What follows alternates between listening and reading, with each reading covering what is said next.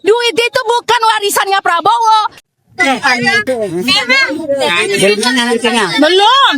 Tapi sekarang kita berada dalam bahaya guys. Negara Indonesia akan dibalap sama negara Islam Malaysia yang sudah secara konsisten itu memenjarakan orang nomor 1 di negaranya dalam 15 tahun terakhir. Hotman Paris resmi dipolisikan. Melaporkan Hotman Paris ke Polda Metro Jaya. Seperti yang kita ketahui belakangan ini, Hotman Paris menjadi kuasa hukum mantan Jampitsus Febri Adriansah yang telah berstatus tersangka dalam dugaan tindak pidana korupsi dan juga Kalau mau korupsi jangan di Malaysia, tapi di Konoha.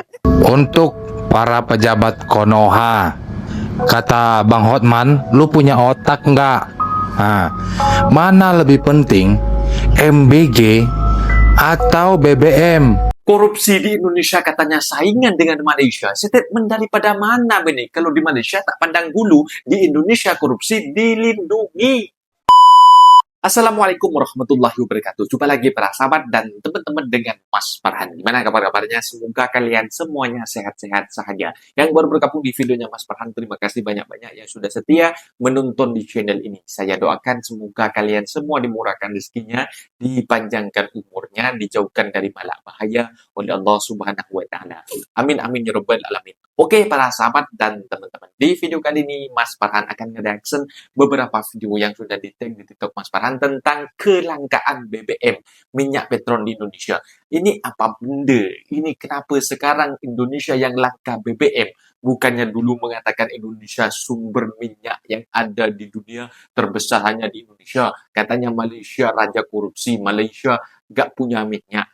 Ini apa benda ini para sahabat? Sekarang semua korupsi, BBM, langka, semua ada di Indonesia, komplit. Dan para sahabat penasaran seperti apa videonya? Mas Farhan akan ringkasin dalam sebuah video pendek. Kita tonton sama-sama. Apa benda boleh komen dekat bawah, asal jangan bergaduh. Tapi jangan lupa bantu sokong channel Mas Farhan agar Mas Farhan selalu nongol di video ini para sahabat. Dan para sahabat penasaran, kita tonton sama-sama. Let's go. Negara Islam Malaysia ternyata punya hobi yang sama dengan negara Kazakhstan, yaitu apa? Korupsi. Ini kasusnya gila-gilaan Indonesia. guys. Lu tahu nggak, Perdana Menteri orang nomor 1 di Malaysia itu korupsinya sampai 2,5 triliun. Padahal dia menjabat itu cuma 14 bulan alias 1 tahun lebih dikit. Tapi korupsinya bisa sampai 2,5 triliun. Ini hebat banget nih negara tetangga kita. Jadi buat teman-teman ya yang merasa tersinggung, kenapa sih Indonesia prestasi korupsinya nomor wahid di dunia? Jangan khawatir, ada lawannya sekarang, yaitu negara Islam Malaysia. Dan ini sebenarnya bukan yang pertama kali loh, seorang Perdana Menteri orang nomor 1 di Malaysia masuk penjara karena kasus korupsi. Oke guys, selama ini negara Indonesia kan selalu dibully ya sebagai negara yang paling korup di kolong langit ini. Dari 100 negara nih yang disurvei 1 sampai 100, 1 paling bersih, 100 paling buruk, Indonesia ada di peringkat 99 di peringkat korupsinya. Artinya kita benar-benar dekat dengan neraka atau mungkin udah di neraka guys. Nah, orang Indonesia kan selama ini dibully ya sebagai negara paling korup, paling ngeri lah. Menterinya masuk korupsi, penjara. Aparat penegak hukumnya korupsi, penjara. BUMN, pejabat-pejabat BUMN pada korupsi, semua hobinya korupsi lah di negara kita, nilainya sampai triliunan. Nah, kita selama ini berbangga diri betapa hebatnya prestasi negara kita ini di dunia internasional. Tapi sekarang kita berada dalam bahaya guys. Negara Indonesia akan dibalap sama negara Islam Malaysia yang sudah secara konsisten itu memenjarakan orang nomor 1 di negaranya dalam 15 tahun terakhir. Sekarang tahun 2025 guys. Dalam 15 tahun terakhir itu ada 5 Perdana Menteri di Malaysia. Dari 5, 4 Malaysia tak pandang kasus bulu korupsi. memang. Ini gila nih. Selama ini kita kira negara Indonesia udah paling hebat ya. Ternyata Malaysia gak mau kalah guys. Tapi at least ya ada satu kelebihan lah, gue akuin lah. Ini kita gak ngomong soal masuk penjara, belum ngomong masuk penjara, tapi menggugat. Ada jaksa punya nyali memenjarakan orang nomor 1 di presiden kalau di republik kita ini. Itu aja udah hebat. Ya gak sih? Lu pernah lihat emang di negara Indonesia ya, dengan segudang cerita dan prestasinya di bidang korupsi, ada nggak sih yang pernah berhasil memenjarakan mantan-mantan presiden kita? Jadi sebelum lu ngebully Malaysia, ini lu sadar diri juga coy. Negara Indonesia sampai detik ini tidak pernah memenjarakan presidennya, karena presiden di Indonesia itu semuanya malaikat, pasti masuk surga. Ex-Perdana Menteri Malaysia diponis 165 tahun penjara dalam kasus skandal korupsi. Negara macam apa itu? Kok koruptornya nggak dilindungi? Lagian Pak, Bapak itu salah tempat. Kalau mau korupsi jangan di Malaysia, tapi di Konoha. Kalau di Konoha nggak perlu itu penjara 165 tahun. Cukup 1,6 tahun saja. Fasilitas penjara lengkap. Ada hari cuti. Kalau mau asal nggak korupsi ketahuan di sana Indonesia sini. aja. Kurang enak apa lagi coba? Dan setelah bebas bisa menjabat lagi. Disclaimer, saya tidak menormalisasikan korupsi. Karena nggak dinormalisasi pun rasanya di Konoha korupsi sudah normal. Coba mau korupsi dari sektor mana? Pertanian, perhutanan, pembangunan, pendidikan, pertambangan, semua bisa. Dan semua dilindungi oleh negara. Ringan penjara, ringan denda. Lu punya otak gak? Siap. Jawab dulu, menurut kau gimana? Bagi geledah rumah lu sampai celana-celana lu misalnya dipamerkan, itu tanpa diperiksa saksi apapun, itu namanya apa? Jawab sendiri. Ya, waktu itu, Nggak, jawab sendiri dulu. Itu Dibela korupsi di Indonesia. itu belakang. pengacara. Mendapat persetujuan belakangan mah gampang. Kalau kau punya otak, lu tahu jawabannya. Ada lawyer. Ya udah deh, jawaban sendiri lah. Jangan coba-coba. Nanti kau akan tulis menurut Hotman sih. Lu udah tahu jawabannya. Sudah mulai capek kita. selama kita ditahan ini Pak Febri ada di rumah yang di Jakarta Selatan. Gua nggak tahu. Kita enggak tiap hari nempel ke dia. Ketemu Ya. sekali aja tadi sudah selesai ya. Udah jelas? Jadi unsur hukumnya tidak dipenuhi, unsur dari segi sopan santun, penghormatan terhadap atasan juga tidak ada. Nah disentuh sebelumnya, begitu saja dipermalukan. Ada apa? Tanya, makanya malam ini kalian langsung ke Mabes Polri tanya kalau kau bukan pengecut. Pernyataan maaf dari saya Hotman Paris sehubungan dengan himbauan Persatuan Sekarang Wartawan minta maaf. Indonesia PWI Kemarin dan nge-backing juga korupsi. rekan-rekan wartawan lainnya. Dengan ini saya menyatakan maaf sebesar-besarnya atas pernyataan saya pada waktu konferensi pers di kasus mantan Jampitsus yang mengatakan, lu punya otak nggak sih?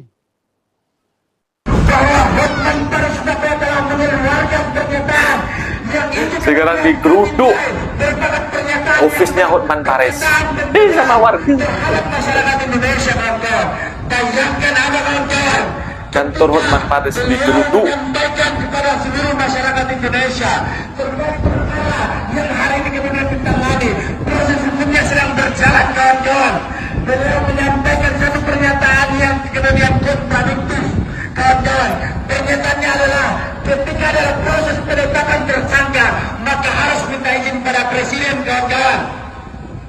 Bagaimana juga yang kemudian dibangun yang kemudian ditangani oleh Kepolisian Republik Indonesia, kawan-kawan, institusi Kepolisian Republik Indonesia, muncul pernyataan yang kemudian menyesatkan, pernyataan yang kontradiktif, yang itu kemudian ada, kawan-kawan, membuat kegaduhan di masyarakat.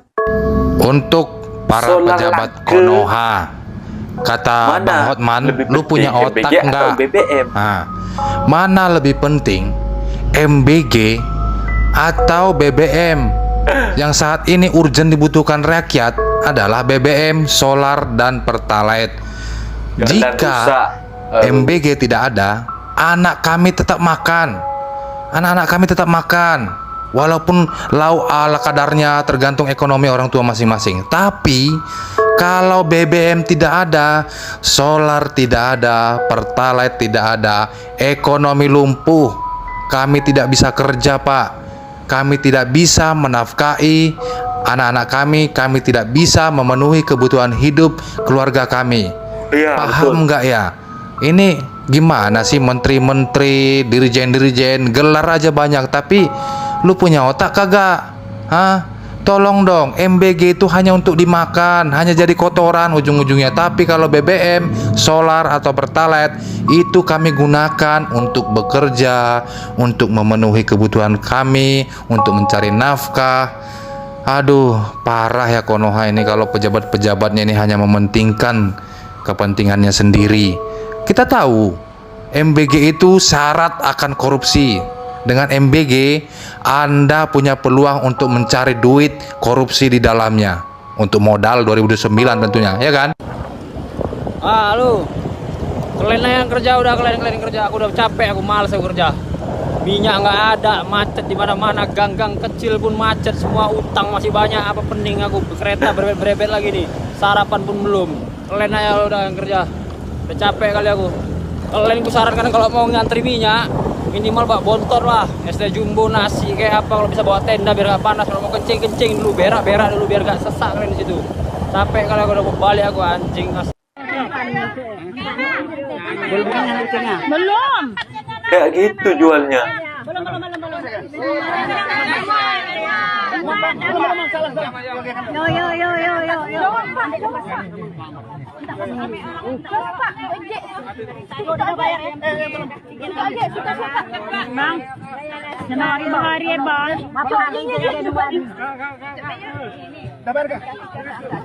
Menyangkut dengan BBM di Sumatera, teman-teman harus tahu bahwa pemerintah, Menteri SDM itu regulator, membuat kebijakan. Nah, implementasi terhadap penyaluran BBM itu ada pada Pertamina. Jadi bedakan di ruang lingkup tugasnya. Nah, secara kebetulan saya sudah memanggil Pertamina mengecek apa yang terjadi di Sumut. Di Sumut itu adalah BBM-nya ada, cuman penyalurannya sopirnya yang mogok karena tidak tahu ada dinamika di bawah lah, kira-kira begitu. Masa kalau sopir mogok urusan Menteri SDM? Ini lama-lama orang perut sakit pun Menteri SDM kelihatannya. Tapi sudah diatasi, dan sekarang insya Allah udah mulai normal. Ya, teman-teman media tolong ya, jangan sampai besok Pak, kenapa minyaknya campur apa dikit karburatornya rusak, tanya Menteri SDM. Ini lama-lama Menteri SDM jadi ahli montir juga kelihatannya. Kami muak, kami marah karena duit itu bukan warisannya Prabowo, duit itu bukan hasil kekayaan sendiri dari Prabowo, tapi duit itu dari pajak-pajak kami. APBN 82% itu dari rakyat, pajak rakyat. Marah kami, sedih kami, tapi duitnya malah justru dipakai untuk program-program yang gak jelas, program-program yang beli alutsista. Ngapain? Kita nggak lagi perang kayak Iran dan sebagainya gitu. Polisi-polisi, tentara-tentara ditambahin, ngapain? Untuk ngerusak alamnya Papua, membunuh orang Papua. Kenapa gitu? Duitnya jangan untuk MBG, jangan untuk koperasi desa, tapi untuk rakyat, kebutuhan rakyat. Kita BBM jangan dinaikin, tolong subsidiin BBM. Banyak nelayan nggak bisa melaut. Karena apa? Karena mereka nggak sanggup lagi beli solar. Tidak ada subsidi. Yang harusnya APBN yang benar-benar dari pajak kami 82% loh. Kami bekerja setiap bulan dipotong untuk pajak. Bahkan sekarang BPJS tenaga kerja yang itu adalah dipotong dari iuran gaji kami, malah justru dikenakan juga pajak. Semua hal yang terkait di Indonesia ini dipajakin. Udah nggak tahu lagi negara ini kayak apa urusan. Turunkan harga, hentikan MBG. Turunkan harga, hentikan MBG. Turunkan harga, hentikan MBG. Kira-kira Bapak Presiden Prabowo mau nggak ya dengerin suara ibu-ibu itu? Kita tanya langsung aja ya. Bapak Presiden, tolong dengarkan suara ibu-ibu itu. Suara ibu itu adalah mewakili suara keseluruhan rakyat Indonesia, Pak. Tolong Bapak jangan sampai tutup mata, tutup telinga, tutup hidung. Kalau tutup hidung nggak nafas. Bapak Presiden kan pernah bilang kritik itu dibutuhkan untuk memperbaiki, untuk mengingatkan. Jadi tolong Pak dengarkan, kritik-kritik rakyat itu adalah masukan untuk Bapak, untuk pemerintah agar berbuat keadilan, berbuat sesuatu yang benar untuk masyarakat dan rakyat. Tolong Pak, tolong dengarkan Pak, tolong. Jangan hanya mementingkan kepentingan pribadi saja Pak, tapi tolong mementingkan kepentingan rakyat Indonesia Pak. Tolong. Aduh, sari roti itu ganggu konsentrasi aja. Nah, itu dia para sahabat dan teman-teman. Video yang sudah kita simak bahwasanya dekat Indonesia ini para sahabat, banyak yang dikritik oleh ibu-ibu sendiri para sahabat. Bahwasanya program MBG gratis itu tidak penting. Semua barang naik macam itu para sahabat. Jadi ada sebuah video yang kita tengok tentang Abang Hotman Paris yang membela kemarin itu Hakim D yang korupsi, yang emasnya itu berapa 74 kilo ya emasnya, dan sampai 1 miliar uang Singapura, dan itu ada berangkasnya para sahabat. Seorang korupsi dibela kalau di negara Konoha macam itu. Jadi kalau dekat Malaysia para sahabat, ini suatu kutipan yang perlu digarisbawahi. Kenapa di Malaysia itu, negara Asia itu yang merupakan apa ya, negaranya maju Malaysia, bahkan menerima pekerja-pekerja untuk saking butuhnya dari banyaknya lapangan pekerjaan macam itu dekat Malaysia. Jadi dekat Malaysia kalau ketahuan korupsi tidak dikasih ampun. Seorang ex-Perdana Menteri ini lengkap macam itu, masuk penjara. Kalau dekat Indonesia, adakah cerita tentang dekat Indonesia ini Perdana Menteri, Presiden-Presiden di Indonesia masuk lokap? Tak ada, para sahabat. Mungkin menteri-menterinya masuk lokap, masuk penjara, tapi dengan hukuman yang ringan. Buktinya yang baru-baru ini, seorang jaksa hakim muda itu, para sahabat, sudah ketahuan tersangka macam itu. Ada pula yang seorang pengacara peguam terkenal di Indonesia, Hotman Paris. Ini malah ikut membela, bahkan mereka mengatakan dengan wartawan, kamu punya otak gak? Gitu. Lu punya otak gak? Macam itu. Ketika ditanyain.